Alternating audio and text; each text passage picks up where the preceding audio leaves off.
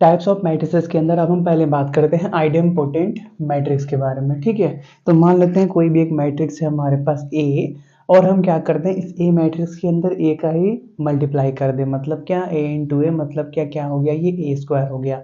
और अगर किसी एक ऐसे सिचुएशन के अंदर ऐसा हो रहा है कि ए स्क्वायर भी ए के बराबर ही आ जा रहा है, तो उस सिचुएशन में जो हमारे पास ओरिजिनल ए था उसको हम क्या बोलते हैं, आइडेम्पोटेंट मैट्रिक्स बोलते हैं। ये बात क्लियर हुआ?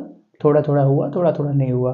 क्लियर क्या हुआ कि अगर ए स्क्वायर ए आ रहा है तो ए क्या हो जाएगा, आइडेम्पोटेंट मैट्रिक्स हो जाएगा। लेकिन अभी पूरा पूरा क्लियर नहीं हुआ, तो क्या करते हैं इसको एक एग्जांपल से देखते हैं। ठीक है, तो मान लेते हैं एक मैट्रिक्स है हमारे पास ए, जिसके अंदर एलिमेंट क्या है हमारे पास, 2 -2 -4 -1 3 4 1 -2 -3।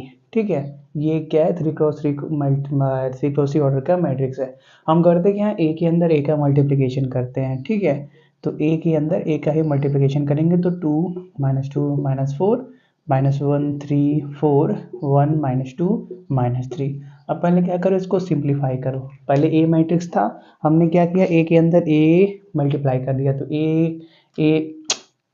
ए डॉट ए मतलब क्या बन गया, ये ए स्क्वायर बन गया।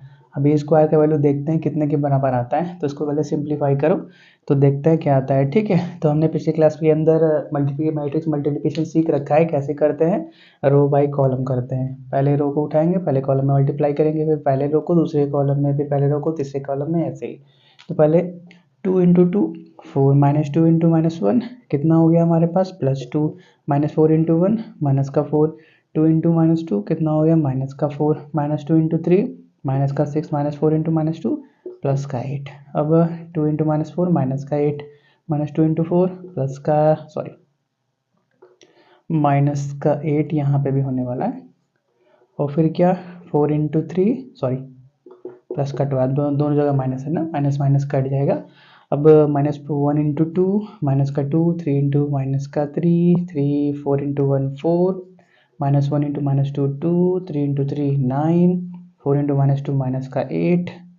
अब -1 इंटू -4 4 3 इंटू 4 जा 12 4 इंटू 3 जा 12 और 1 इंटू 2 2 -2 इंटू 1 माइनस का माइनस माइनस कैंसिल, प्लस का 2 बचा माइनस का 3 1 इंटू -2 -2 इंटू 3 माइनस का 6 माइनस माइनस कैंसिल 3 2 जा 6 1 इंटू माइनस का 4 4 2 जा 8 3 3 जा 9।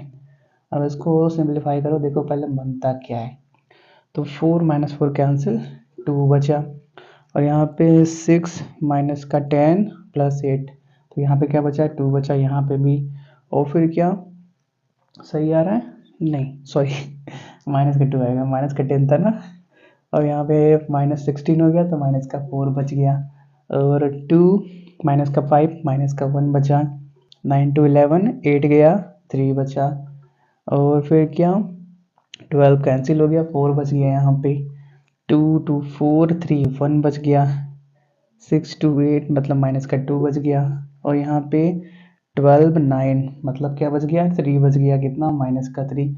अब देखो पहले ये के साथ मैच करो, 2 -2 -4 -1 3 4 1 -2 -3, तो ये क्या दिख रहा है हमको, ए मैट्रिक्स के बराबर ही दिख रहा है। ठीक है, ए मैट्रिक्स लिया था, उसके अंदर उसी को मल्टीप्लाई किया, ए स्क्वायर हुआ, ए स्क्वायर सिंप्लीफाई होकर फिर ए के अंदर कन्वर्ट हो गया। तो ये ओरिजिनल जो ए मैट्रिक्स था, ये क्या कहलाएगा, इन आइडेम्पोटेंट मैट्रिक्स कहलाएगा। ठीक है, इसके अंदर बहुत सारे क्वेश्चन बनते नहीं है, बस एक बेसिक क्वेश्चन बुक में दिया था, तो यही हमने सॉल्व करा दिया। ठीक है, चलो बस आपको ये याद रखना है कि ए स्क्वायर कर रहे हैं, ए आ रहा है, तो ए क्या हो जाएगा, आइडेम्पोटेंट मैट्रिक्स हो जाएगा। ठीक है, कई बार पेपर में पूछ देता है डिफाइन आइडेम्पोटेंट मैट्रिक्स, तो अगर आपको डेफिनेशन भी मालूम होगा तो आप अपने आप से एक एग्जाम्पल बना सकते हो। ठीक है, थोड़ा सा रफली काम करोगे पीछे तो एग्जाम्पल भी बन जाएगा। चलो आगे बढ़ते हैं।